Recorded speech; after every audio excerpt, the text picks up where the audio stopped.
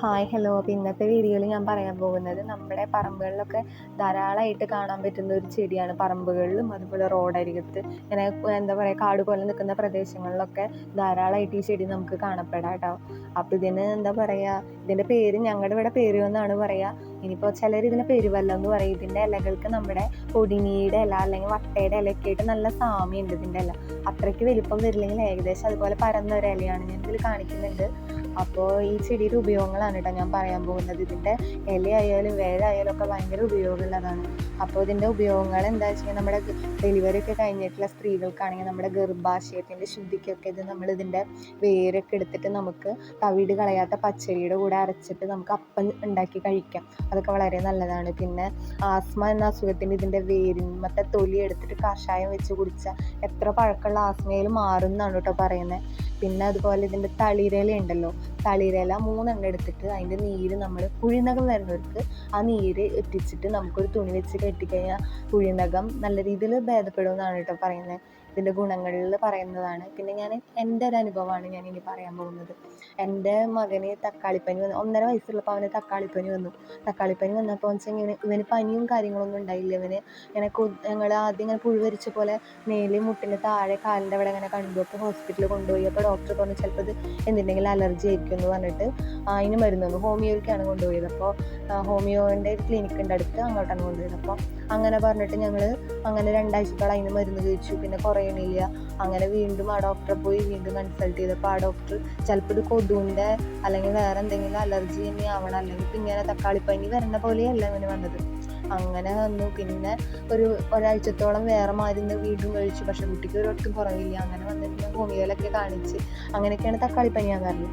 അതൊക്കെ കഴിഞ്ഞു. പിന്നെ കുറേ നാൾ കഴിഞ്ഞ് ചൊറിച്ചിലും കാര്യങ്ങളൊക്കെ ഹോമിയോയിൽ കാണിച്ചപ്പോൾ നല്ല രീതിയിൽ ഭേദമായിരുന്നു. പിന്നെ ഇവന് തൊണ്ടയിൽ ഇൻഫെക്ഷനായി. അപ്പോൾ ഇവൻ എങ്ങനെയാണെന്ന് വെച്ച് കഴിഞ്ഞാൽ ഭക്ഷണം പൊതുവേ ചോറ് കഴിക്കാൻ മടിയായിരുന്നു. അപ്പോൾ ചോറ് ഇതിനോട് ഒട്ടും ഇഷ്ടമുണ്ടായിരുന്നില്ല അവന്. അപ്പോൾ ചോറ് അങ്ങനെ നമ്മൾ കൊടുക്കുമ്പോൾ അവനെ ഓക്കാനിക്കും. അങ്ങനെയായിരുന്നു. അങ്ങനെ വന്ന് തീരെ ബാക്കിയുള്ള എന്താ പറയുക ഭക്ഷണങ്ങളൊക്കെ കഴിക്കുമായിരുന്നു. പിന്നെ വന്നപ്പോൾ ഒട്ടും ഭക്ഷണം കഴിക്കാണ്ടായി. അങ്ങനെ വന്നപ്പോൾ അവന് വേറെ കുഴപ്പങ്ങളൊന്നുമില്ല. അങ്ങനെ ഒരാഴ്ചത്തോളം ഭക്ഷണം ഭയങ്കര കുറവ്, മുലപ്പാൽ മാത്രം കുടിച്ചിട്ടായിരുന്നു കുട്ടി നടന്നിരുന്നത്. അപ്പോൾ ഡോക്ടറെ കൺസൾട്ട് ചെയ്തപ്പോൾ ഡോക്ടർ പറഞ്ഞു കുട്ടിക്ക് ഭക്ഷണം കഴിക്കാൻ മടിയോ ചിലപ്പോൾ ഈ പ്രായത്തിൽ ഉണ്ടാവും അങ്ങനെയൊക്കെ പറഞ്ഞു. വിശപ്പിനുള്ള മരുന്നും കാര്യങ്ങളൊക്കെ എഴുതുന്നു. അങ്ങനെ കുട്ടിക്ക് തീരെ ഭക്ഷണം, കുട്ടിക്ക് തൊണ്ടയിൽ ഇൻഫെക്ഷൻ ആയിരുന്നു. അത് നമുക്ക് അറിയണ്ടായിരുന്നില്ല. അങ്ങനെ വന്നിട്ട് ഒരു ദിവസം ഡോക്ടറെ അടുത്ത് കൊണ്ടുപോയി. ആ ഡോക്ടർ തൊണ്ടയിൽ നോക്കിയപ്പോഴാണ് ഇങ്ങനെ ഇൻഫെക്ഷൻ ഉണ്ട്. അപ്പോൾ ഈ തക്കാളിപ്പനി വന്നായിരുന്നു എന്ന് ചോദിച്ചപ്പോൾ തക്കാളിപ്പനി വന്നിട്ട് കുറേ 3-4 മാസങ്ങൾ കഴിഞ്ഞിട്ടുണ്ടായിരുന്നു. അപ്പോൾ ഇതിങ്ങനെ തക്കാളിപ്പനി വന്നിട്ട് ആയിരിക്കണം ഇങ്ങനെ ഒരു ഇൻഫെക്ഷൻ എന്ന് പറഞ്ഞു. അങ്ങനെ അഡ്മിറ്റ് ചെയ്തു. അപ്പോഴാണെങ്കിൽ ബ്ലഡിൽ അവൻ IgEയുടെ അളവൊക്കെ ഭയങ്കര കൂടുതലായിരുന്നു തക്കാളിപ്പനി വന്നതിന് ശേഷം. അങ്ങനെ അലർജിയും കാര്യങ്ങളൊക്കെ. അത് കഴിഞ്ഞിട്ട് ഞങ്ങൾ ഇവിടെ ഇതൊക്കെ അലർജിയുടെ ഇഞ്ചക്ഷനൊക്കെ കഴിഞ്ഞപ്പോൾ ആളൊക്കെ തൊണ്ടയിൽ ഇൻഫെക്ഷനൊക്കെ നല്ല രീതിയിൽ മാറി. പക്ഷെ അതിന് ശേഷം ഇവന് എങ്ങനെയാണെന്ന് വെച്ചാൽ കൊതുകൊക്കെ കടിച്ചു കഴിഞ്ഞാൽ കാലിലൊക്കെ ഇങ്ങനെ തടിച്ച് വീർക്കും. അങ്ങനെ അവിടെ കല്ലച്ച് ഇങ്ങനെ കിടക്കും. പിന്നെ കുട്ടിക്ക് ഫുൾ ടൈം ചൊറിച്ചല. 1.5 വയസ്സിൽ ഇത് വന്നതിന് ശേഷം കുട്ടിക്ക് എന്നും ചൊറിച്ചലാണ്. കാൽമുട്ടിന് താഴെയും കൈമുട്ടിന് താഴെ അങ്ങനെ ചൊറിച്ചൽ, നല്ല ചൊറിച്ചലാണ്. രാത്രിയിലൊന്നും കൂടുതൽ രാത്രിയിലാണ് ചൊറിച്ചൽ. രാത്രിയിൽ നമുക്കൊന്നും ഉറങ്ങാൻ പറ്റാത്തൊരവസ്ഥ, വല്ലാത്തൊരവസ്ഥയായിരുന്നു. പകലും ഉറങ്ങാൻ പറ്റാത്തൊരു ബുദ്ധിമുട്ട്, രാത്രിയിലും തീരെ ഉറങ്ങാൻ പറ്റണില്ല. നമ്മളാകില്ലാണ്ടായ പോലെ ആയി തുടങ്ങി. അങ്ങനെ ഞാൻ ഭയങ്കര സ്ലിം ആയിട്ടുള്ളൊരു വ്യക്തിയാണ്. അപ്പോൾ ഞാൻ ഇങ്ങനെ ഒപ്പം കൂടി ഇല്ലാണ്ടായപ്പോൾ നമ്മളെന്താ പറയുക തീരെ ഇല്ലാണ്ടായി. നമ്മളായാലും കുട്ടിക്കായാലും ഭയങ്കര ക്ഷീണം കാര്യങ്ങളൊക്കെ ആയി. അങ്ങനെ വന്ന് ഇന്നും രാത്രി ചൊറിഞ്ഞിട്ട് നമ്മളിരുന്ന് മാന്തി കൊടുക്കും. മാന്തൽ നിർത്തി നമ്മളൊന്ന് കിടന്നാൽ ഇവനെ എണീറ്റും. അങ്ങനെയൊക്കെ ആയിട്ട് ഭയങ്കര ബുദ്ധിമുട്ടായിരുന്നു. അങ്ങനെ ഞാൻ രാത്രിയിലൊക്കെ ഇവനെ വഴക്ക് പറയും. 2 വയസ്സൊക്കെ ആയി, അപ്പോഴും ഈ ചൊറിച്ചിലുണ്ട്. അപ്പം ഞാൻ രാത്രിയിൽ ഇവനെ വഴക്ക് പറയും, നീ എന്തെങ്ങനെ എനിക്കൊന്നും ഉറങ്ങാൻ പറ്റുന്നില്ല, അങ്ങനെയാണ് ഇങ്ങനെയാണെന്നൊക്കെ പറയുവാണ്. പക്ഷെ കുട്ടിക്ക് എന്താ പറയുക ചൊറിഞ്ഞിട്ട് എടുക്കാൻ പറ്റാണ്ടാണ്. പിന്നെ ആലോചിക്കുമ്പോൾ തോന്നും പാവം അവൻ എത്ര ബുദ്ധിമുട്ടായിട്ട്. തൊണ്ടയിൽ ഇൻഫെക്ഷൻ വന്നിട്ട് വരെ എൻ്റെ മോൻ വാശി പിടിച്ചിട്ടുണ്ടായിരുന്നില്ല. അവൻ കരയോ അങ്ങനെ ഒരു പ്രശ്നം ഉണ്ടായിരുന്നില്ല. ആകെ കുട്ടിക്ക് ചൊറിച്ചൽ, ഇതാണ് ഒരു ബുദ്ധിമുട്ട്. എപ്പോഴും അമ്മ കടിക്കണേ അമ്മ കടിക്കണേ ഇത് എപ്പോഴും ഇങ്ങനെ പറയും. അങ്ങനെ കഴിഞ്ഞ് പിന്നെ ഞാൻ എന്താ പറയുക ഒരു വൈദ്യർ പറഞ്ഞിട്ടാണ് ഞാൻ ഈ വെളിച്ചെണ്ണ ഉപയോഗിച്ച് തുടങ്ങിയത് കേട്ടോ. നമുക്ക് എന്താ പറയുക രാത്രിയിലൊക്കെ ഇരുന്ന് ഞങ്ങൾക്ക് അറിയിട്ടുണ്ട്. കാരണം കുട്ടിക്ക് ഇത്ര ചൊറിച്ചൽ വരുമ്പോൾ നമ്മൾ എത്ര ഡോക്ടർമാരെ കാണിക്കുമ്പോൾ ആ ഓയിൽമെൻറ്റൊക്കെ പുരട്ടണോ മാറണില്ല. അങ്ങനെ വന്നിട്ടൊരു വൈദ്യരെ കണ്ടപ്പോഴാണ് ഇങ്ങനൊരു വെളിച്ചെണ്ണയുടെ കാര്യം പറയുന്നത്.